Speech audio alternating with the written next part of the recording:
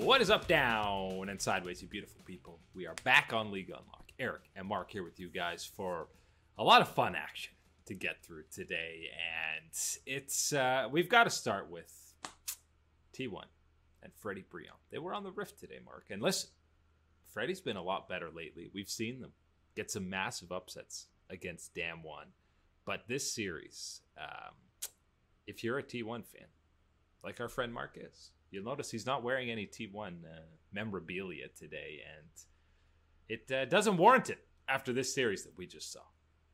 No, yeah, hey, the T1 sweater comes out when either you get positive T1 news, a T1 victory, or FAKER at least plays. That's usually. Oh, did he not play today? Yeah, we can get into that with the lineup, but this is something that I've been keeping, obviously personally as in a fan sense, tabs on what's been going on with T1 and specifically this year, but especially also with our power rankings, right? And justifying where T1 is and absolutely, but the way that they've gotten to where they are and barely being in the power rankings, and understanding that from the beginning of the year this was going to be a journey. This was going to be a 10-man journey all the way through. We were going to see it. We said, okay, yes, sure, no problem. Work through the young guns. That's what we want to see. But for the last couple of weeks, we've been very clear in saying that you need to get an established starting five. There needs to be a set order, some type of structure for these guys. Even if you want to, it's not the right one. It's what I will say. And running through, what is it now? 8 to get, 8 different combinations at this point. We need to have some type of settlement here. And this is not for the fans or, this is for the players to have that type of structure, that type of knowledge and set in place needs to be done. And we're not seeing it. And you are seeing the problems that it is causing on the Rift. And the problems for T1 is it's not just those problems. There's what's going wrong. I think this is the first series. It's been very clear that there's stuff going on outside of the game, because you look at the player cams, how they were playing, they looked mentally broken or checked out halfway through game 1 against Fredit Brion. Like, what is going on mentally for you to be doing that in game 1 of a best of 3 against Fredit Brion? This absolutely, there has to be something going on behind the scenes, and it's got to do something to do with FAKER, whether he's saying maybe the only reason he's not on the Rift is because he's saying, I don't want it. I don't want a part of this. Maybe he's disagreeing with the coaching staff. We've heard these little rumors that he has a different vision on how to play the game than some of the coaching staff. But seeing them break mentally this quickly only means that there was something going on coming into this match. Yeah, and this is absolutely not, playing conspiracy theory. Let me figure it out and, tinker around what's going on. This is just simply knowing and understanding human emotion and human body language and understanding the point. There's a lot of face palms. We've seen these players not only play, obviously, on the LCK stage and seeing those times. You've seen them play solo queue. You've seen them stream. You've seen them react and have situations in their games. And they're not as stressed or, freaking out in the way that they are to things that's going wrong in a game against Fredit Brion. You're talking about some of the best players, the most promising players in all of Korea, and you're thinking that oh my goodness, it's mental boom against Fredit Brion. There's something else in the water for that to be the situation. And this wasn't like, they've had some heartbreaking losses. There were moments where you said, oh, what's going on against Damwon? That was a questionable play. This just wasn't close from start to finish, and they got styled on by Umpty. 16-2 and 11 across the 2 games. He's had some great games lately. Let's give some credit to Fredit Brion, because T1 may have looked checked out, but 34-8 in kills. T1 got a single Rift Herald across both games. That's it for neutral objectives. That's a stomp. Yeah, there's issues to be talking about for sure, but as well, needs to be said that yes, as far as growth, progress, what we've been looking for from a lot of teams, and especially young squads like what we're getting, with Fredit Brion making it into the scene of franchising.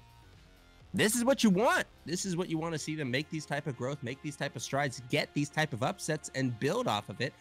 And building off of successes and small improvements week after week. That's what Fredit Brion has been doing for us. And you have to absolutely give them credit in this series. And you're completely right that not only are there issues and major issues to be talking about with T1, but to simply say that this series, this loss was just based around that would be doing a unfair service to Fredit Brion and what they were able to do today. If Faker isn't playing in the next series, I don't think he's playing for the rest of spring, and there's something much deeper going on.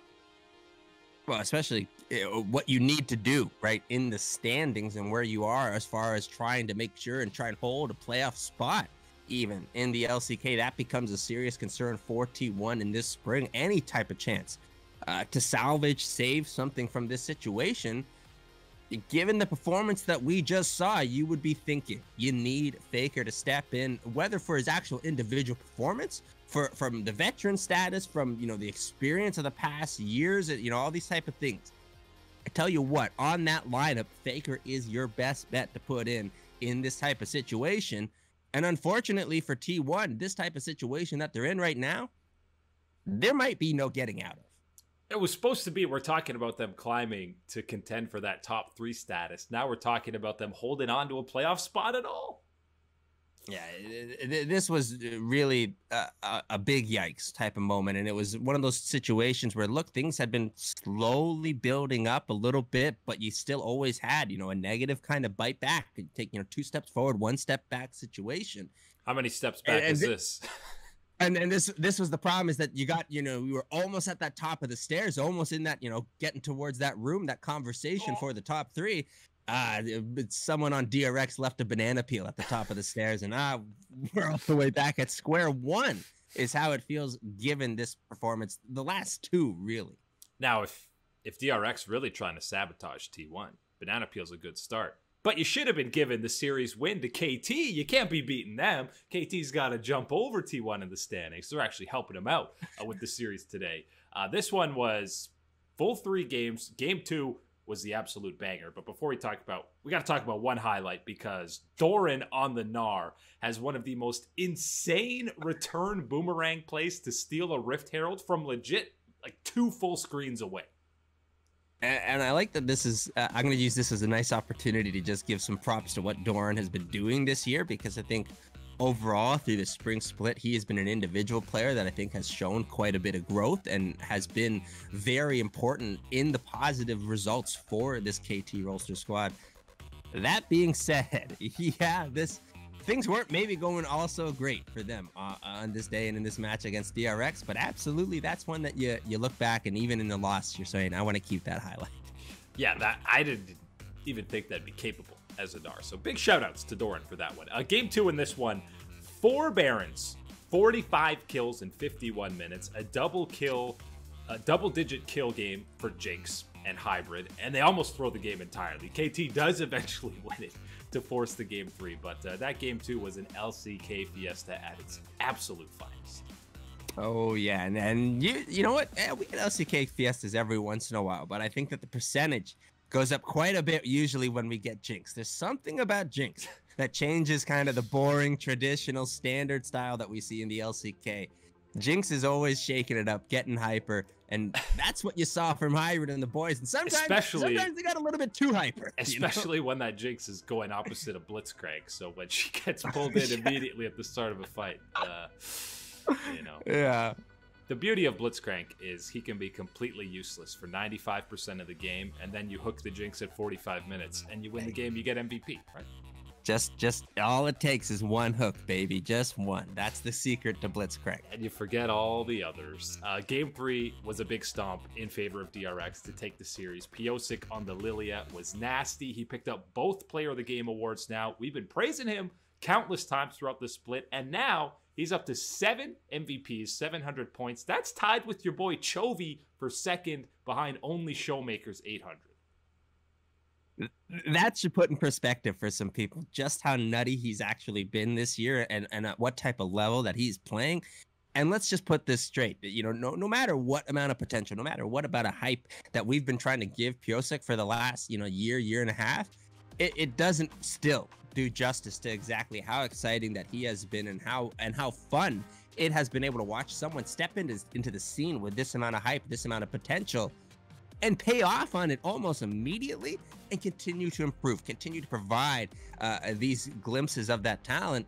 That's what you want to be seeing from Pyosik. And right now, doing it with this DRX squad and what they've built around feels like something special for this year. Yeah, and especially now that he's stepped into that leadership role, like we've talked about with this squad. 8-4 now for DRX. KT goes down to 5-7, 1 game behind T1, and they play on the weekend. The telecom war has huge implications. It's just both teams are not that good right now. Yeah, this might be one of the least exciting telecom wars in recent history, and that's unfortunate for many reasons, but unfortunate from the side, again, as we've talked about, from KT. Because you know what? For the most part, I think that they have exceeded the expectations from a lot of people and have provided enough firepower that they can, in certain situations and in certain series, be a real threat. T1, what we just saw, that's not a threat. That's a threat to the people watching the game. I'll say that. To have both of these squads so close and in the same position it speaks to both of them. When you look at the preseason where you were talking, T1 as that second best team, KT, you're like, I don't know if they could make playoffs. So both of them just kind of met in the middle. And again, if FAKER's ever gonna step in, you're gonna give him the reins again to say, save us, save this spring, Mr. FAKER, please. It's gonna be in the telecom war, and it's gonna be, that has to be it. It is perfect. If he's not playing, I'm telling you, FAKER is not playing for the rest of the spring. If he's not playing, we riot. That's what's going on. We riot, man. No more videos. We're done if FAKER's not playing over the weekend. LPL action. You had some big favorites, we'll say. Let's just save the spoilers, guys. It was a lot of stomps today. We start with top esports versus OMG. You want to talk stomps? Okay, that DRX KT game 2 was 51 minutes. There were 45 kills, 4 Barons. Top's series against OMG was 43 minutes. The whole series. Holy, it is incredible when you can get a whole series that is maybe faster than probably game 1 in the LCK. 100 Thieves average game time is 37 minutes. Average. Oh, man. Hey, the LPL is just built differently, man. And especially these squads and the type of talent and elite level of skill that they can show. Yeah, built different than what we've been seeing in the LCS and even around the rest of the world. This was a fun one. These 2 matches were actually really exciting to watch, even though they were stomps. But they were certainly in the side and the players that you wanted to see popping off. And especially considering what we've got heading up this weekend of some super matches, they all held up given the results today. And one of the picks, Knight played Cassiopeia in game 1. We've seen it top lane picked in the LPL as well, and that's a pick that you haven't seen much of in 2021, but I'm excited to see her back on the Rift. I hope so. She's always a very fun champion to watch. I love to see, the mechanics, the mechanical outplays that a lot of these guys do. She is one of those it's a lot of high-end. Yeah, a lot of clicking. That's one of those ones you make sure you have, a keyboard away from your mic, guys. You really clickety clack on that one. But she is one of those exciting champions, right? With the mechanical skill that you get to see a lot of these players, flex that high end potential, that skills, that they've got. She's one of those ones that is super fun to watch. And absolutely, you're right, Knight. You can't pick a better guy to watch on it. Jackie Love had some at time detrimental aggressive flashes, but it's Jackie Love. When he's getting ganked, he flashes into the 2v2 and he got a double kill doing that in this game. So he's absolutely insane. And one more thing on just how big a stomp this was. A 10k gold lead in game 2 at 14 minutes. Pre-15 minutes, they were up 10k gold.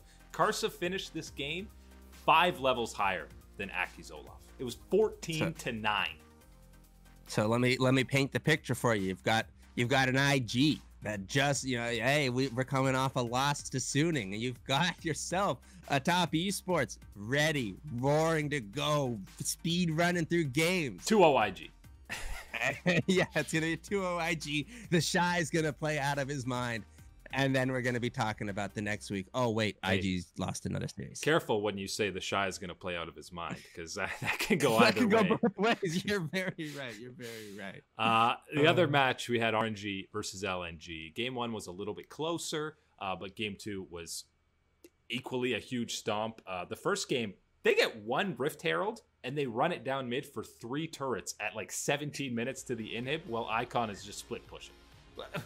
What's going on? And hey, I'm all about getting some of that solo gold, some of that solo XP. At some point, you better believe someone's sending that ping down and going, hey, there's a herald.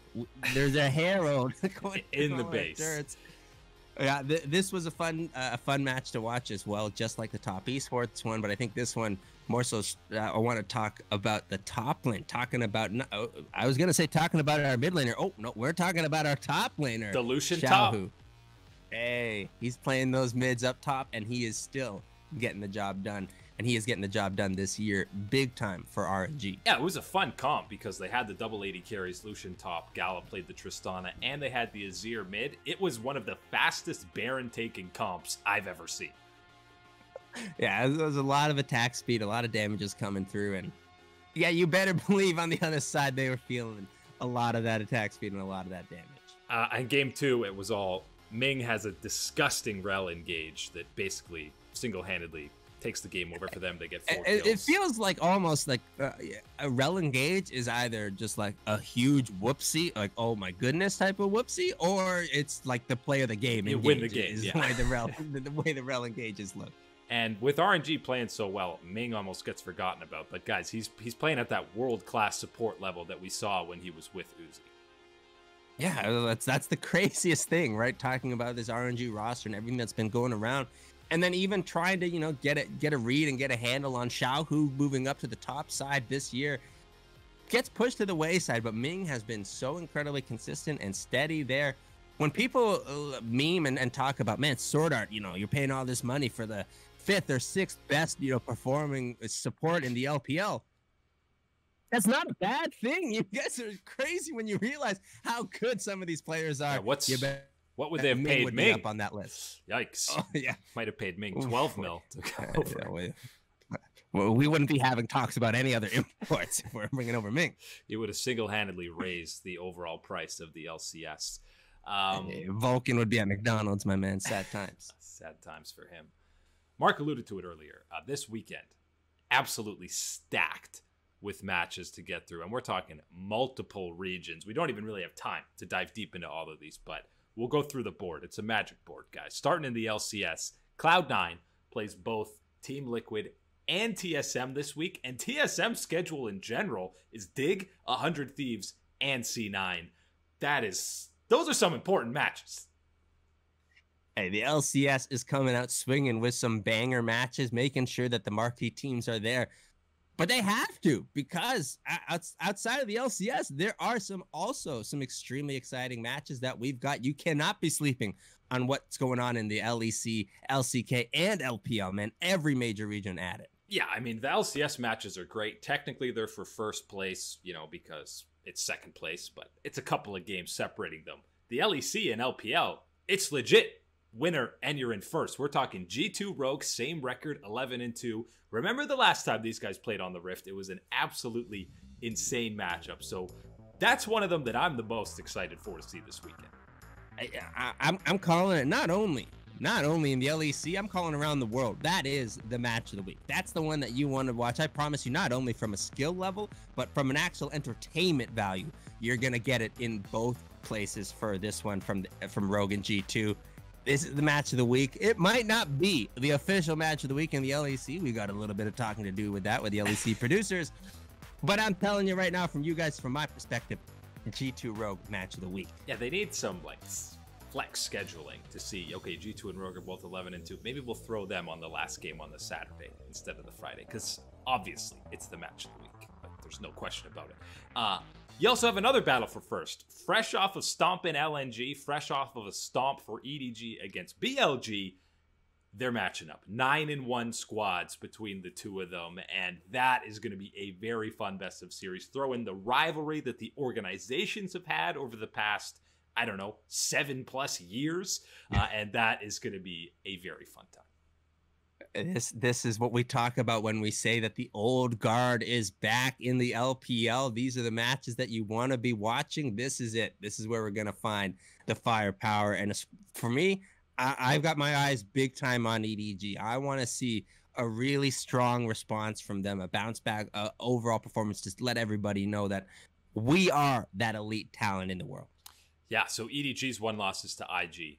RNG's is to BLG, just like everyone would have expected. But both of them coming off of very strong performances, which means it's going to be a fun time. Xiaohu versus Flandre is going to be the fun matchup for me because Xiaohu's been taking down some of the top laners in the LPL. Hey, Flandre's built different, my man. He's a different beast than what you've been going up against before. Let's see if Xiaohu can play a gangplank. That's the real test to how good you are as a top laner. IG versus TES, we also talked about. That is on the Sunday, which I don't know what we're going to get on that rift. I think top esports is magma hot. You better believe that it's going to be an IG win. I just feel like top is playing at such a high level right now that IG has no chance. Maybe they'll flip the switch and turn it on, but I don't know if I believe it this weekend. At the very least, I just want 3 games. I want 3 games from that series. I'm all for that. Hey, look, if it's going to be the IG upset, that's okay. But let's not get the quick 2-0, please. So all of those matches are absolutely insane. Going to be a busy weekend if you're trying to watch all of these. LCK, you also have Hanwha Life and Gen G. Okay, it's not damn one on the Rift, but that Chovy, remember what he did against this squad last time they matched up, guys. Just remember. Hey, I promise you, anytime that you got a match like that of quality in the LCK, that one is not to be missed. Just because got lots of excitement around the globe doesn't mean that the LCK can't grab some of it. And, sometimes the LPL and LCK second series and third series, they match up at the same time. I know, you can't watch, you got 2 monitors, you're watching both at once. You're waking up at 6 a.m. We figure it out. But hey, you gotta do what you gotta do sometimes for the esports. Making sure you're watching these matches, making sure you're watching the good ones. Yeah, we got the good ones this weekend. You're watching those ones. And again, I don't care if you don't like Europe. I don't care if you don't like G2 or Rogue. Do yourself a favor and just watch it. Just watch it for pure entertainment. Do it out of spite if you don't like it, and then come back to me and say, man, I didn't like it. Okay. You're insane. I'll refund you these invaluable fake internet points. Okay, I'll give you those. But please, watch some LEC. Watch that match of the week for us, guys. And if you're not watching that, at the very least, just watch League of Legends. If you're a fan of the pro scene, you're watching G2 Rogue, and it's not on the board, but really the most important series of the match we also talked about. Telecom Wars, KT versus T1, and it actually is big playoff implications. If T1 loses, KT has the head-to-head against them, which means they've got the 2-0 tiebreaker, and who knows, then an Afrika, Nongshim, Fredit Brion are sneaking in to steal that last playoff spot from T1. Only if FAKER's in the lineup, boys. That's what I'm telling you right now. FAKER's in the lineup. We're there. We will be there. We'll be there early in Twitch chat watching it. FAKER's not there. I think, you know what? We've talked about so many good games. Give yourself a little nap break. That's the time to recharge. When the telecom war goes on and you see that starting lineup, you say, you know what?